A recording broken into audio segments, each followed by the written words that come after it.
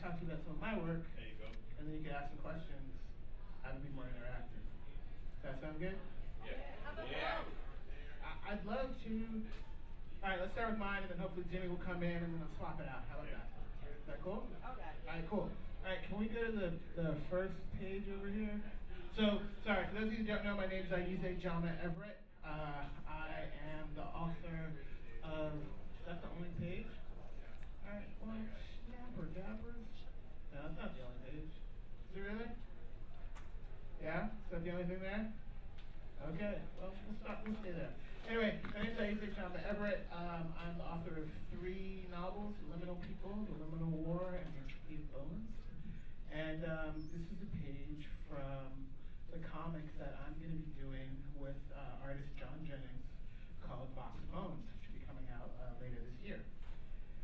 Box of Bones is you can think of Tales from the Crypt. You guys remember Tales from the Crypt? The Crypt Keeper. Okay, imagine that connected to Black history.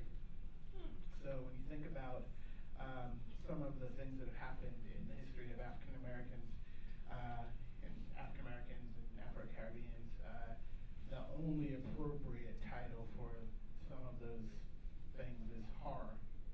And so we thought, why not make a horror book out of this? And so the premise is that throughout Black history, there is this box, and whenever there's Black suffering and Black blood that's spilt on the box, then the box opens, and things come out of the box. The night doctor comes out of the box. The suffering comes out of the box. The wasting comes out of the box. And these are creatures. Up there, some of the creatures. There's a walking, talking lynching tree that every time it catches you, it snares you with a noose and hangs you in its hair, and you turn into a little pickaninny. This creature takes its head off and throws it at new bodies, and it attaches itself on those other bodies. So we decided sometimes the best context for horror is history, and sometimes the best history for horror is Black history. So that's what we'll be doing. I'm sorry, I thought there was more to it than that. There are more pages. But that's coming up in May. John Jennings is here as well. Yeah, I see a hand. Your image on left bottom, what is that one about? That's the person opening the box. Right there? Yes. Yeah, that's the person opening the box. Who's the person? It's a young woman who has been molested by a bunch of white Southerners who then beat her. And her rage is overflowing, and so she makes the decision to open the box. And in doing so, she unleashes this creature. Which creature? Which one? The one with the big head. With the hands out? And the red eyes. Oh, up. Yeah, the next image up. Yeah. So you read them from 1, 2, 3, 4, 5, 6? Yeah, these are 2 different pages. Okay. So that's one page and here's another. Yeah. Yeah. Wow, that's deep. So, it's one of the cool things about comics now. We're getting to play with some of the images and some of the concepts that back in the day, maybe Marvel and DC wouldn't let us play with. I remember reading comic books when I was younger, and Power Man, Luke Cage used to fight people like the Cockroach, and like just weird evil pimps and stuff like that. And it's kind of like, well, how come the Fantastic Four gets to fight Galactus, the Planet Eater, and Luke Cage has to fight the Cockroach? Didn't make much sense. So now we've got this new context and this new way of thinking about visualizing Black history and Black culture. And rather than having to go through the Marvels and the DCs and even the images, we get to make our own images. We get to make our own books and self-publish, and then go bigger. Since this is the only image, how about we go back to Jimmy and I can talk a little bit about Jimmy's work. I'm really sorry, guys. I thought. Well, I'm curious about. Yeah. I'm curious about how you got into comics and how you Sure. I've been reading comics since I was about 7 years old. People thought I'm dyslexic and I was about to get left behind in first grade because I couldn't draw a circle. This is a true story. And my mom's like, what are you talking about? I'm like, yeah, you can't read. She's like, you can read. So I don't know, it's weird. It's too much text. My uncle was like, I got this. And he just bought me a bunch of comics and he just threw them at my feet. He's like, as soon as you can tell me what they're all about, I'll buy you some more. I was like, got it. You know, and so I started just reading them. And it was a really good thing because from the beginning, as I was reading comics, I was also analyzing it. I was like, what is this about? What's this story about? And so I started understanding narrative and just kept getting into it like more and more and more, loving it. And then, you know, trying to do it. And of course, my first attempts sucked. They were bad. They were ugly. You know, my writing was just atrocious. But you know, I was 8. You know? So I kept reading, kept writing, kept learning. And then I started. The thing I love comics because they're a collaborative medium, but I hate comics because they're a collaborative freaking medium. And like I'm a writer. That's what I do. That's how I breathe. That's how I think. That's how I construct. My entire life is around writing. I teach writing. I live. I write. Artists seem to do 15,000 other things and create art, and they're always creating lots of different art. So like John Jennings, who I love to death, he's here. He's an amazing artist. We've been working on this book for about 4 years now. And finally, just last year, he was like, you know what?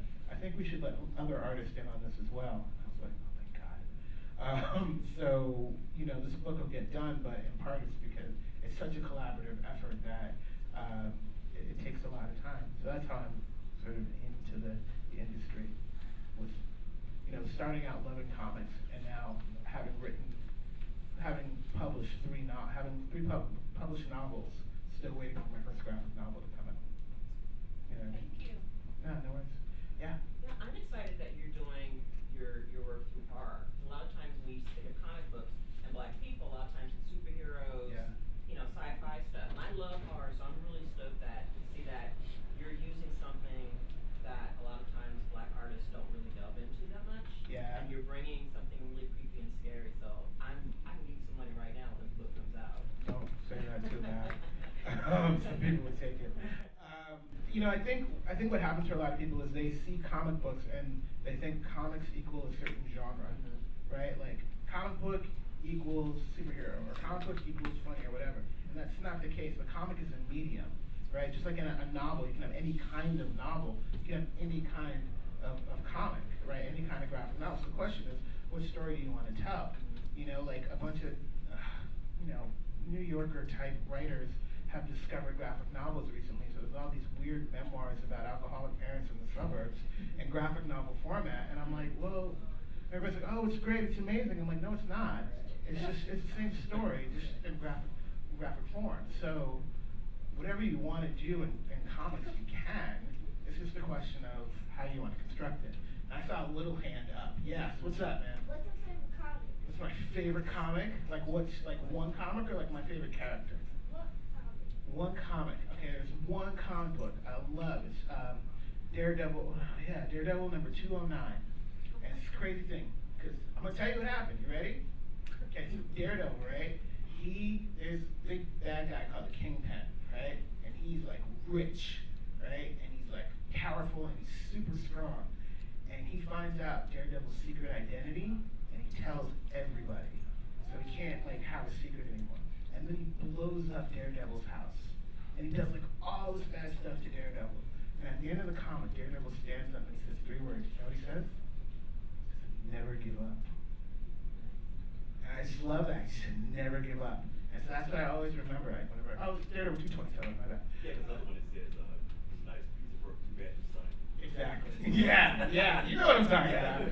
So like, it's that thing. That's what I like about comic books. It's like when I was a kid, it was really easy to give up. There's lots of reasons to like say, yeah, just forget it. I'm not gonna try. But I really like Daredevil because he never gave up. Yeah. So when you were a kid, were you doing the drawings? Yeah, they sucked. I'm a bad artist. I'm a writer. Yeah, I was doing some of that. But you know, I think if I stuck at it, I probably would have been a better artist than I am now. You know, talk about the process of creating this story.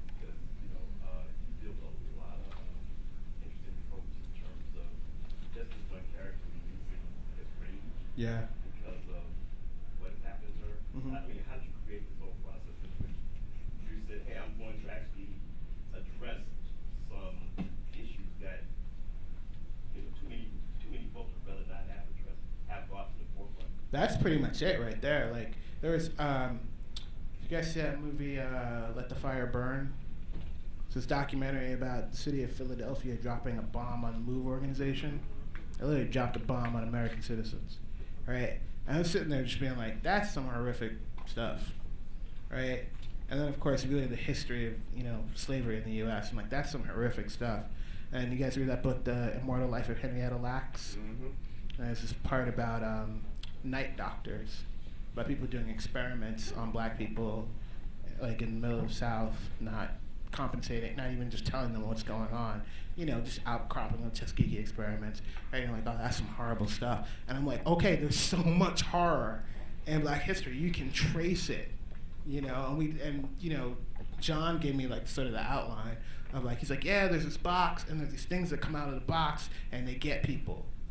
Write a story. And I was like, okay. And so it was like that, and he's like, and it's a horror book. And I was like, okay, well, let's make, and this is the first time I'm actually collaborating with a black artist. So there's a lot of explanation I didn't have to do, you know? And I was like, okay, the history of black folks is a history of horror. Let's just take that as the assumption. And he has this concept of the ethnogothic. And John's from the South, and the other thing he said that tripped me out, he said the entire South is haunted. And I was like, wow. You know, so I was like, put that together. I was like, okay. So I started coming up with these ideas of like, what does this horror look like? It's a visual medium. You have to see it, right? So what is the suffering? Like, what does suffering look like? You know? And for me, what I like about this book in terms of plot is that when these creatures come out, it's not like, oh, they just attack the white people and then they run away. It's like they unleash the horror for everyone. Everything gets decimated, and they have to figure out how to put the thing back in the box. And it usually requires sacrifice, right? I don't like happy endings. I think they're for Disney. I don't like Disney. But, you know, so it's the stories over and over again about how suffering, how horror, how trauma gets repeated in Black history, and how we deal with it. Yes? Where do you teach? Do you teach writing? Yeah, I actually teach at a high school right now called the Bay School of San Francisco, and I'm also, yeah. The Presidio? Yep. Or used to be? Yep, no, it's still there. Okay. And then I also am sort of adjunct at California College of the Arts. Cool. You know Deborah Major at CCA? I do not. I'm sorry. This is my first trimester there. You guys should connect. She was our poet laureate, Oh, cool. and she teaches writing as well. Sweet. I'm in the graphic novel program, so maybe that's why I haven't met her. Cool. Is there another hand in the back? Or no? No? Are there ever two artists that work on one book? Yeah, there's tons. So usually pencilers do their thing, inkers do their thing, colorists do their thing. It's a collaborative process. So a lot of hands, a lot of people to get paid. Other questions about Black sci-fi, Black comics? Jimmy Robinson. Yes. What has been your evolution among the different books that you've created? What have you noticed about yourself as a writer, how you've grown, and how your collaboration style has changed? Yeah. In terms of myself as a writer, the best writing advice I ever got was writers write. And I know it sounds so simple, and the only thing I can say is like, you know, your dog dies, and a writer writes. You break up with your boyfriend, girlfriend, a writer writes. You stub your toe, a writer writes. Like, you write every day, and 90% of it will suck. Like, it'll just be bad writing. But the more you write, then maybe 20%, you know, 20% of it will be good, then 30%. And it's like, it's never gonna be 50%. Everything you write is not gonna be good, like, or most of the stuff you write is never gonna be good. But there's gonna be enough of it that you know the good stuff from the bad stuff, you can get the bad stuff out of the way quick. But you have to go through the process of getting the bad stuff out. So I think one of the good things about my first novel, and I didn't realize the what I had going for me at the time with my first novel is that I did not have a partner. I lived by myself, and my house was relatively quiet. So I could wake up at like 5 in the morning and write for 2 hours before I went to work. Or as soon as I came home, I could just write for 2 hours and, you know, not have any distractions and whatever. And so I did the first draft of my first novel in a month, you know. Since then, you know, like for the next 2, I took a year off. I quit my previous job and took a trip around the world. And in that time, that was when I wrote the other 2. Right now, you know, love my partner, but I have a girlfriend, I have a fiance, and her 17-year-old son, and a full-time job, and you know, things get in the way. So writing that sense takes a little more work. In terms of collaborating, my feeling is that you have to be really comfortable scrapping with someone. And I don't mean fighting, but I mean like having different opinions and being like, I don't know about that, and like, I do know about that, and like, I want to try it this way. Like, John wanted to see this whole book in black and white. And I was like, John, you are a color master, man. Put some color. And he's like, I want to do color, and I want it to be oversized. And I'm like, I've worked in a comic book shop. You know what? We hate oversized books, man. Like, just come on. And he's like, no, I know what I'm doing. And then he's like, okay, so I tried some color pages, and it was actually really cool. And I'm like, see, told you. But like, you have to be able to flex, right? You have to be like, have your opinion, and then at least try it the other way and see how it goes. It's kind of like a relationship, you know. So, I mean, it's been a good process, but it's in previous collaborative relationships with books, I've noticed things not turning out well because either I was too rigid or they were too rigid. So, you know, when to bend, when to break. Yeah. Sorry if you've already said this, but No. who is publishing this piece? That's the best part. We don't have a publisher for it yet, in part because we don't want one just yet. Once we've got maybe 10 more pages to color. And the way it goes is you can take a book fully done to a publisher and be like, hey, can you know, like there's a few, like Image and Dark Horse, you give them a fully done book. They'll say, the best case scenario they'll say is, we'll take the book off of you, market it, give you 50% of profits after we recoup our cost. It's okay. Or we could put it out ourselves and keep 100% of the profits after we recoup costs. Because there's only one distribution network, which is Diamond, and anyone can put a book in Diamond. You just have to give it to them and have enough copies. So why are we going to those other people? Now, there are benefits of it. If they put their marketing arms behind it and really push it, yeah, it's a good thing. But if they're like, oh, this is a book that we'd like to have, and doesn't matter how well it does. Yeah. So, you know, we're talking, we're seeing. How can we find out when it comes out? If you follow johnjennings.com, JohnJennings.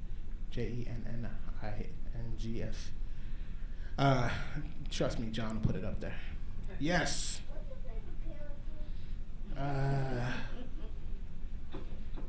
Like superhero? What's yours? Deadpool?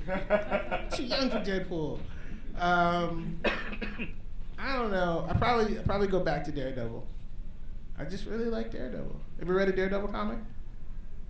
No? Should give him a shot. Yes, sir. And what was your thought on The Truth, the Marvel comic, The Truth, you know, the red, white, and black? Yeah. I like that question. Truth was a comic put out by Marvel Comics, but drawn by the amazing Kyle Baker, and it basically reimagines Captain America's origin. So for those of you that know, Captain America gets a serum in the 1940s, and he goes from a puny wimp into a super soldier extreme. Well, they tested that serum on black soldiers before Captain America. This is the truth. I thought it was great. I thought it was one of the few times that Marvel actually took a stand with a plot that acknowledged a historical reality. What I mean by that is if you look at Marvel Comics,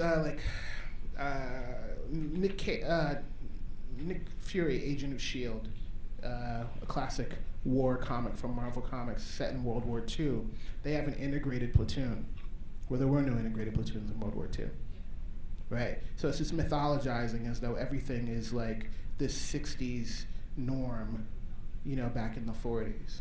Right? Like, and Marvel just does that all the time. Like, it's the best liberal case scenario of history whenever Marvel does history, except for that book.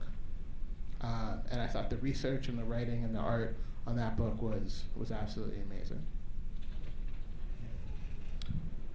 Other questions? Can you tell us your name again? Sorry, it's Ayize, Ayize Jama-Everett, A-Y-I-Z-E. You can always check out The Liminal People. It's my book, Liminal People, Liminal War, Entropy of Bones. Yeah. What do we have with time? We have 5 minutes. 5 minutes, come on. All right, 5 minutes is like 2 questions. I can talk forever. Yes? Given that you've been doing this for a while now, Yeah. if you were to go back in time and tell yourself something to do differently Yeah. as a new writer, Yeah. what would you tell your Don't get a day job. You get a day job and you're safe, right? I have 2 master's degrees. I'm safe. I can always find work. If I were smart about it, I would have not got one of them, and I would have just stuck to the writing, and I would have put out a bunch of bad novels. I'm serious. I would have written some bad articles. They all would have been out, and then but I'd have a track record, and I'd be focusing more on. I'd be more focused on the writing and the publishing than I am now. So sometimes it's better to fly without a safety net. What Yes, ma'am. publishing houses have you had experiences with? Marvel, DC, Dark Horse, Image, and I'm not counting query letters and interest from weird Right. agents and stuff like that. And then the publisher that publishes my books, Small Beer Press, they're out of Massachusetts. Tell us about your book. Liminal People? Liminal People is the novel of a guy named Taggart who can read bodies the way psychics can read people's minds. And it's a story of him looking for for a girl who wants to stay lost. That's that story. If you like science fiction, if you like noir, if you like fast-paced stories, it's like 200 pages. It's probably your book. A lot of people seem to like it. So yeah, it's a good tale. I think the next program is about to set up. I am sorry that Jimmy Robinson was not here. I hope this was interesting and fun for folks.